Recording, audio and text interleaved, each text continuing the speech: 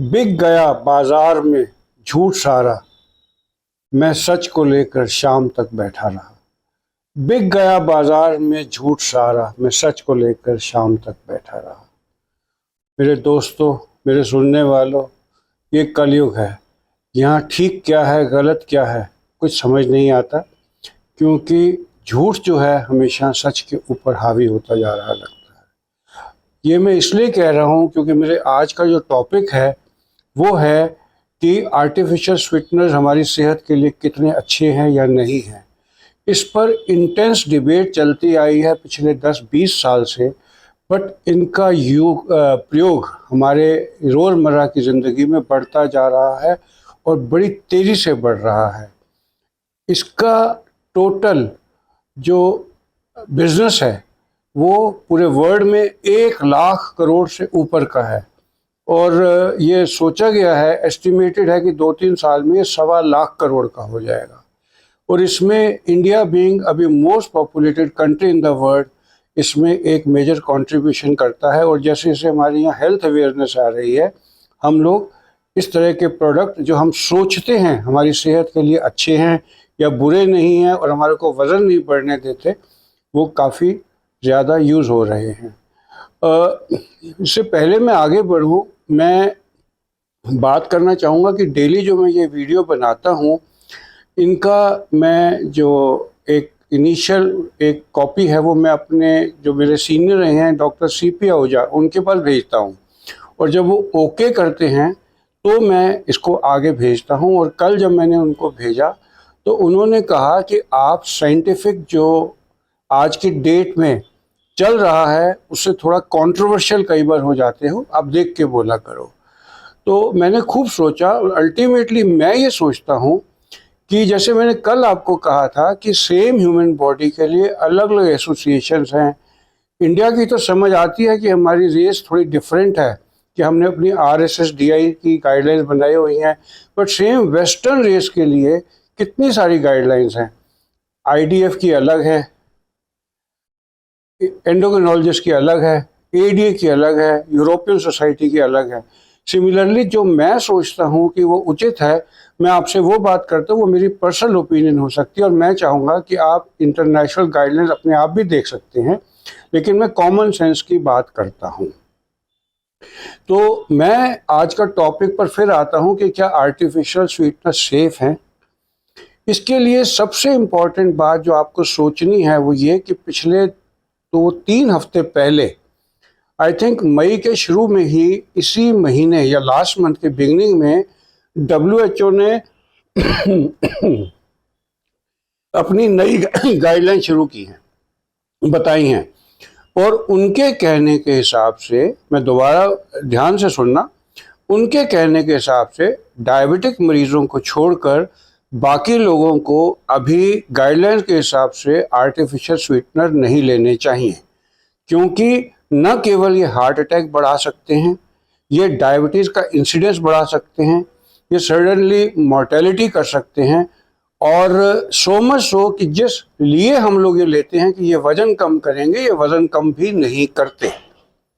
मैं दोबारा सारी पॉइंट बोल दूं, एक तो वज़न कम नहीं करते, दूसरा इससे हार्ट अटैक का चांस बढ़ जाता है, डायबिटीज़ का चांस बढ़ जाता है और सडन डेथ का चांस बढ़ जाता है।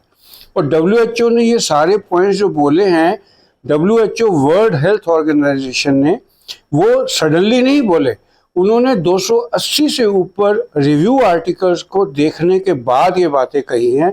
और मैं हैरान हूँ कि ना मीडिया में इसकी बहुत चर्चा हो रही है और ना न्यूज़पेपर्स में इसके ऊपर आ रहा है, ना इसके ऊपर डिबेट्स हो रही हैं, सब खामोश हैं। ये बड़ा इम्पॉर्टेंट पॉइंट है, इसलिए मैंने सोचा कि मैं इस पर एक वीडियो बनाऊं जिसमें आप लोगों को मैं स्टिमुलेट करूं। सबसे पहले आर्टिफिशियल स्वीटनर हैं क्या? ये वो हैं जो मीठा तो हैं लेकिन मिठास रखते हैं, लेकिन नकली हैं।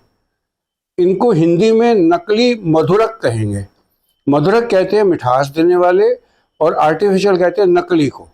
यानी कि जैसे आजकल नकली ज़माना है, मीठे मिठास भी नकली है, तो इसका नुकसान क्या होता है ये आपको और मुझे समझना बहुत ज़रूरी है। हम सबको ये, इसमें क्या आते हैं जो आजकल जिनमें चीनी नहीं होती, स्टीविया है, एस्पार्टेम है, और क्या सेक्रीन थी पहले, इस तरीके के जितने प्रोडक्ट हैं मैं उनकी बात करूँ। इनको नॉन न्यूट्रिशनल स्वीटनर्स भी कहते हैं, यानी कि इनकी न्यूट्रिशनल वैल्यू बिल्कुल नहीं होती और ये मीठा कर देते हैं सामान को। अब इसमें होता क्या है, हम सबको सिखाया गया है कि इंसुलिन रिलीज तब होती है जब हम खाना खाते हैं, उसके बाद। लेकिन सिफेलिक फेज जो हमारे हाइपोथैलेमस से होता है, इसके बारे में कोई बात नहीं करता। जस्ट इमेजिन करो, आपको घर में से फ़ोन आया है और आप ऑफिस में, और आपकी वाइफ कहती है कि उसने आपके लिए बढ़िया डिश बनाई है जो आपको पसंद है, आप घर जल्दी आ जाओ। आप इमीडिएटली क्या करते हो? आप शाम को मिलना होता है परिवार से, आप अपनी गाड़ी पर, अपने कन्वेंस पर घर जल्दी जाने की करते हो। तो उस समय आपका सिफेलिक फेज एक्टिवेट हो चुका होता है और आपकी इंसुलिन बननी शुरू हो गई होती है, जिससे आपका थोड़ा सा हाइपोग्लाइसीमिया एलिमेंट सेट इन कर चुका होता है जब आप घर पहुंचते हो। अब सोचो, जब आपको खाना नहीं मिलना होता या आपका मूड खराब होता है, उस दिन भूख ही नहीं होती, क्योंकि हमारे यहाँ इंसुलिन बन नहीं रही होती। और जैसे ही आप खाने का सोचना शुरू करते हो, इंसुलिन बननी शुरू हो जाती है। ये सिफेलिक फेज होता है जब हाइपोथैलेमस से इंसुलिन रिलीज हो रही है। सरप्राइजिंगली इस पर कोई बात नहीं करता। तो जब आप कोई कोल्ड ड्रिंक पीते हो, सोडा ड्रिंक, अब मैं नाम नहीं लूँगा, इतनी सारी आती हैं जिनमें शुगर फ्री मिला होता है, डाइट्स के नाम से जानी जाती है, डाइट कोलास कहते हैं, डाइट सोडास कहते हैं। आप वो पीते हैं तो क्या होता है, आपके बॉडी में शुगर का लेवल कम जा रहा है।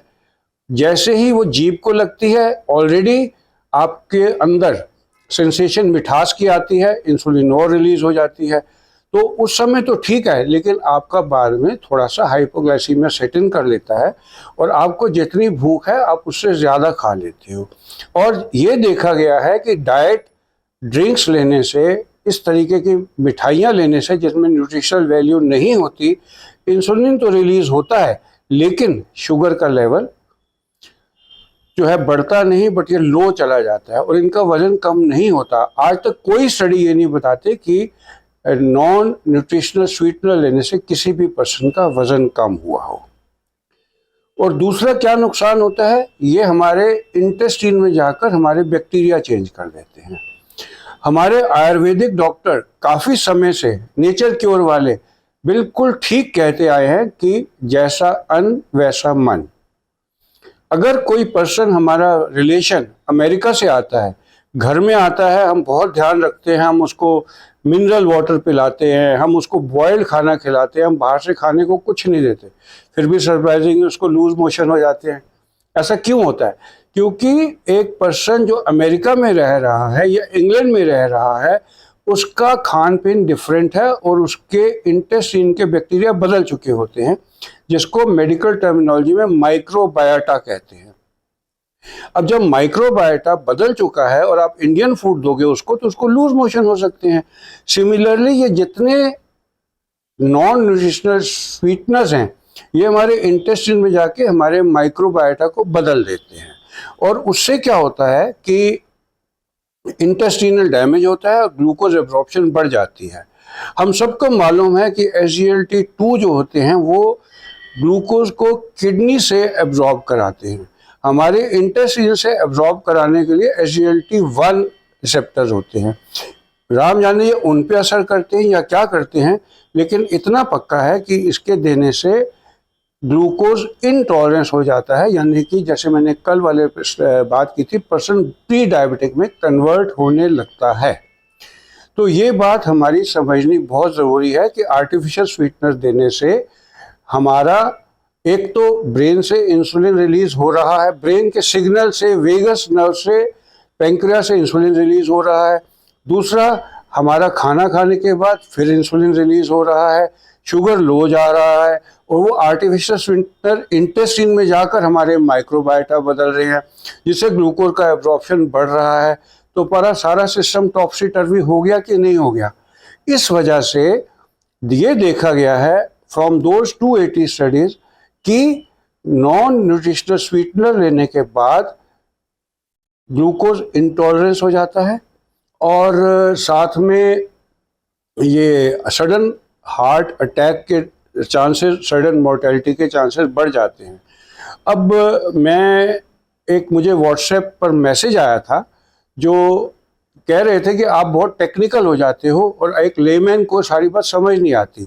लेकिन इतना मैं मोटी लैंग्वेज में समझा दूं कि जो फीसिस होती है, मल होता है, अगर हम ये एक डायबिटिक मरीज का एक नॉन डायबिटिक में डाल दें और नॉन डायबिटिक का डायबिटिक में डाल दें तो देखा है कि इंटेस्टिनल फ्लोरा चेंज होने से भी ग्लूकोज टॉलरेंस में फर्क पड़ता है। और यही स्टडी इजराइल में की गई थी आज से 8-10 महीने पहले, जो रिपोर्ट आई थी कि उन्होंने स्टूल, जो लोग ये आर्टिफिशियल स्वीटनर लेते थे, उनका एक रैट्स माइस में डाला जिनका इनिशियली ऐसे ब्रीड किया गया था कि उनके स्टूल में कोई भी बैक्टीरिया नहीं था, और सरप्राइजिंगली वो माइस जो हैं वो डायबिटिक बनने लगे।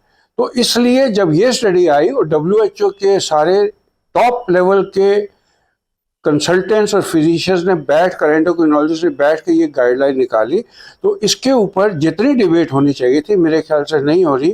तो बेसिकली कहने का मतलब ये है कि डायबिटिक मरीजों के लिए तो अभी तक गाइडलाइन नहीं आई, क्योंकि WHO ने केवल नॉन डायबिटिक मरीजों के लिए गाइडलाइन दी है, क्योंकि जितनी स्टडीज हुई थी वो नॉर्मल लोगों पे हुई थी, डायबिटिक्स पर नहीं हुई थी।